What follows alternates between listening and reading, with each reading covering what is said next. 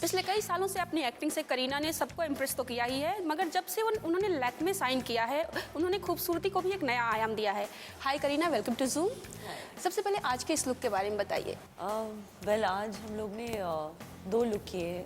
एक अभी जो मैंने पहन के रखा है which is the Lakme kohl look, which I think is the most famous look of Lakme, क्योंकि it's the absolute kohl look. क्योंकि लड़कियों को आई थिंक अपनी आंखों में काजल डालना तो बहुत पसंद है। मैं तो बचपन से I been always putting kajal in my eyes and wanting to accentuate my eyes.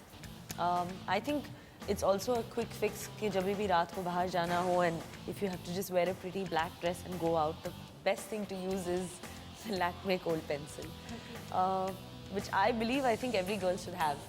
It's a must. My favorite range of Lakme products is the Lakme Fast and Fabulous nail colors, क्योंकि I think especially someone like me likes to use bright nail colors, and जो मेरी films में मैं use करती हूँ, चाहे वो red हो या pink, I like bright colors. So Lakme's come out with that, and that's their new range. I think they have purple and green and every possible color.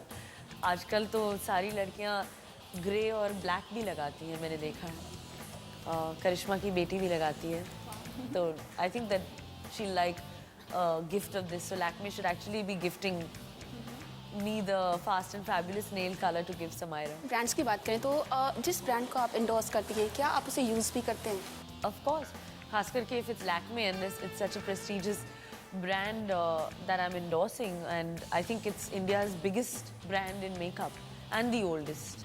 And today मैं उनकी brand ambassador हूँ, तो बहुत ही I think it's a big moment for me, and they've never really taken any movie star to ever be a brand ambassador. खास करके उन्होंने पहले models को बहुत लिया है, but I think पहली बार Lakme का association एक movie star के साथ होगा। जी, अच्छा, ब्लैक में से थोड़ा आगे बढ़ते हैं बाकी चीज़ों की तरफ। बेबू मैं बेबू, जब ये गाना आया था काफ़ी धमाल मचाया था और आपने एक ट्रेंड सेट कर दिया था, और अब नया बिपाशा पे, एक बिपाशा के नाम पे गाना है, तो आपको लगता है आप एक ट्रेंड सेटर है? कभी जब साइज 0 आता है तो ट्रेंड सेट हो जाता है, एक गाना भी आ गया फिर फॉलो कर रहे हैं लोग उसे? ऐसे मैंने कभी सोचा नहीं है। वो गाना स्क्रिप्ट में था, प्रोड्यूसर को गाना रिकॉर्ड करना था, so that it has some sort of I think fun element to it, and that's the only reason why I think he did it. I have no idea about anyone else. कई दिनों से खबरें आ रही है Kareena director बनने वाली है, but करण ने बोला है कि Kareena is too beautiful to turn to director. क्या कहेंगे आप? Well, I completely agree with him. Kareena आपने सारे खान्स के साथ काम किया हुआ है, बॉडीगार्ड हिट रही, सब कुछ हिट रहा। जब बात की जाती है ऐसी फिल्मों की जिसमें खान्स रहते हैं, तो एक लाइमलाइट जो बोला जाता है वो सीधे खान्स, फिल्म हिट हुई तो खान्स की हिट हो गई, तो इस पर आपका क्या टेक है? एक्ट्रेस का कहाँ रह जाता है? But I don't think today there's any sort of take like that, क्योंकि एक में और एक तो it was a successful film, और उसमें लड़की का जो रोल था it was the most important in the film. So I don't think with मेरे साथ तो कभी ऐसे नहीं हुआ है, बाकियों के साथ तो I can't comment, but not in films where I've been a part of.